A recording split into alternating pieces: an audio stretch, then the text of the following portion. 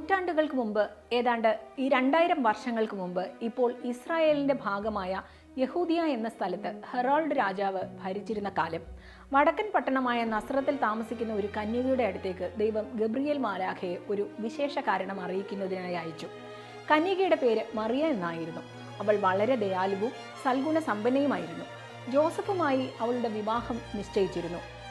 ദൈവകൃപ നിറഞ്ഞവളെ, സ്വസ്തി, കർത്താവ് നിന്നോടുകൂടെ, നീ സ്ത്രീകളിൽ അനുഗ്രഹിക്കപ്പെട്ടവളാകുന്നു. മറിയ വളരെ ആശ്ചര്യപ്പെട്ടു.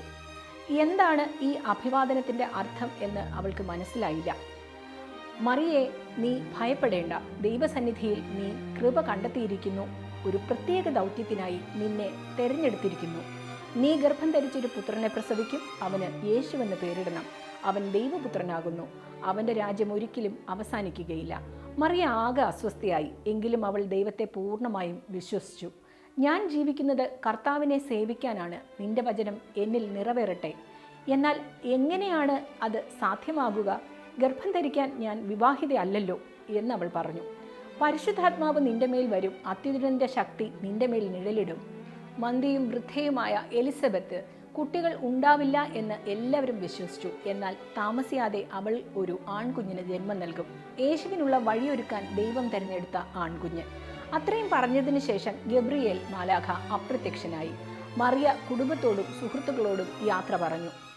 എന്നിട്ട് എലിസബത്തിൻ്റെയും ഭർത്താവായ സക്കറിയയുടെയും അടുത്തേക്ക് പുറപ്പെട്ടു.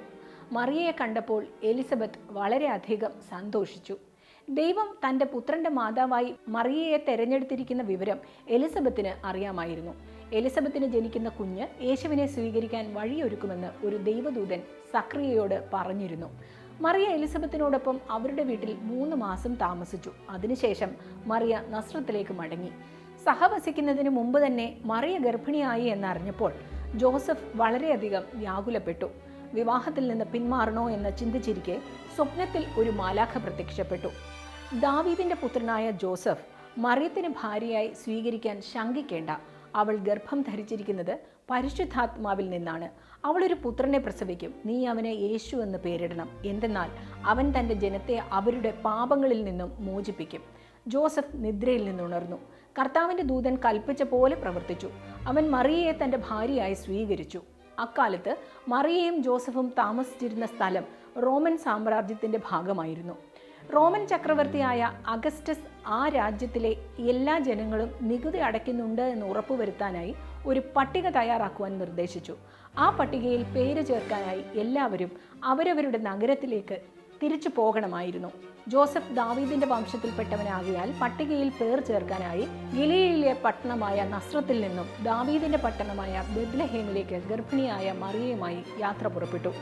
മറിയയും ജോസഫും നസ്രത്തിൽ നിന്നും ബെത്ലഹേമിലേക്ക് 70 മൈൽ ദൂരം സഞ്ചരിച്ചു. സ്വന്തമായി കഴുതകൾ ഉണ്ടായിരുന്നവർ യാത്രയ്ക്ക് ആവശ്യമായ സാധനങ്ങൾ കൊണ്ടുപോകാൻ അവയെ ഉപയോഗിച്ചു. പക്ഷെ ഭൂരിഭാഗം ആളുകളും നടക്കുകയാണ് ഉണ്ടായത്. മറിയയുടെ കുഞ്ഞ് ഉടൻ ജനിക്കാനിരിക്കുന്നതിനാൽ ജോസഫും മറിയയും വളരെ പതുക്കെയാണ് യാത്ര ചെയ്തത്. ഏകദേശം ഒരാഴ്ചയ്ക്ക് ശേഷം അവർ ബെത്ലഹേമിലെത്തി. മറിയ വളരെ ക്ഷീണിതയായിരുന്നു. ജോസഫ് അവർക്ക് താമസിക്കുവാൻ ഒരു സ്ഥലം അന്വേഷിച്ചു തുടങ്ങി. അടുത്തുള്ള സത്രത്തിൽ ഒരാളോട് അയാൾ ചോദിച്ചു, പട്ടികയിൽ പേര് ഉൾപ്പെടുത്തുന്നതിനായാണ് ഞങ്ങൾ ബെത്ലഹേമിൽ എത്തിയത്. രാത്രി വിശ്രമിക്കുവാനായി ഒരു സ്ഥലം തേടുകയാണ്. ഇവിടെ താമസിക്കാൻ കഴിയുമോ? ക്ഷമിക്കണം, ഇവിടെ മുറികളൊന്നും ഒഴിവില്ല.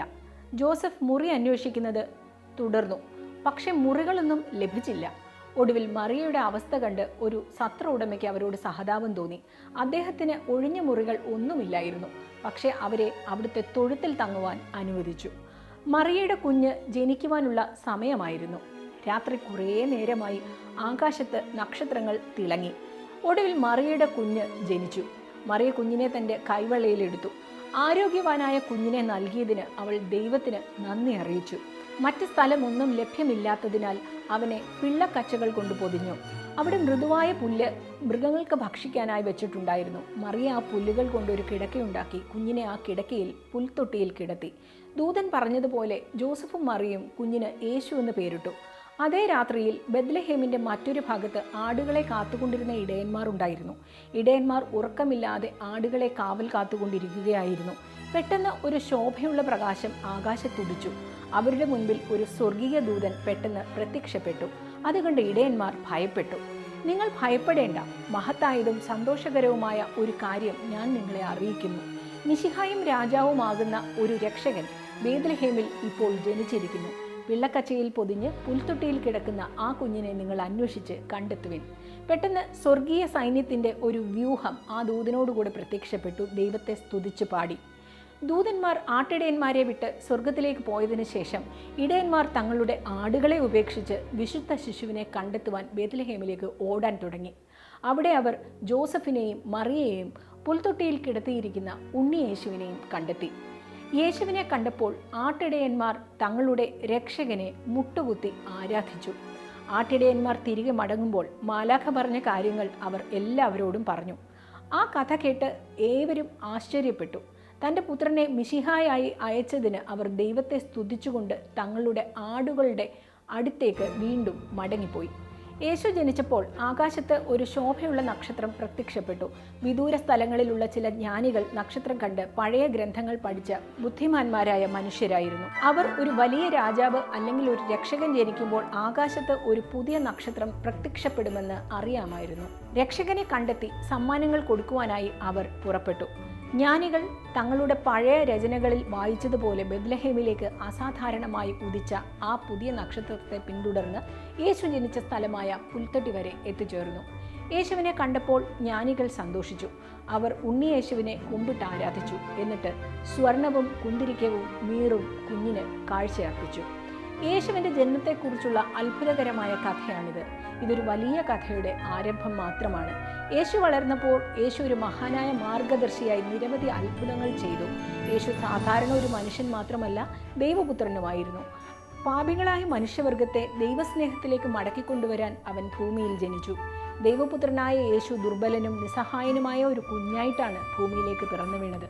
എന്നാൽ ദൈവദൂതന്മാർ പറഞ്ഞതുപോലെ ലോകമെമ്പാടുമുള്ള എല്ലാ ജനങ്ങൾക്കും വേണ്ടി യേശു സ്വയം ത്യാഗം ചെയ്തു. ക്രിസ്മസ് എന്നാൽ സ്നേഹമെന്നാണ് അർത്ഥമാക്കുന്നത്. ദൈവത്തോടും സഹജീവികളോടുമുള്ള സ്നേഹം. ദൈവപുത്രൻ്റെ തിരുപ്പിറവി ഓർമ്മിപ്പിച്ചുകൊണ്ട് വീണ്ടും ഇതാ ഒരു ക്രിസ്മസ്. ക്രിസ്മസിൻ്റെ മണിനാദം നിങ്ങളുടെ ഏവരുടെയും ജീവിതത്തിൽ സന്തോഷത്തിൻ്റെ മണിനാദം മുഴക്കട്ടെ. ഈ സുദിനത്തിൽ ഏവർക്കും ഹൃദയം നിറഞ്ഞ ക്രിസ്മസ് ആശംസകൾ.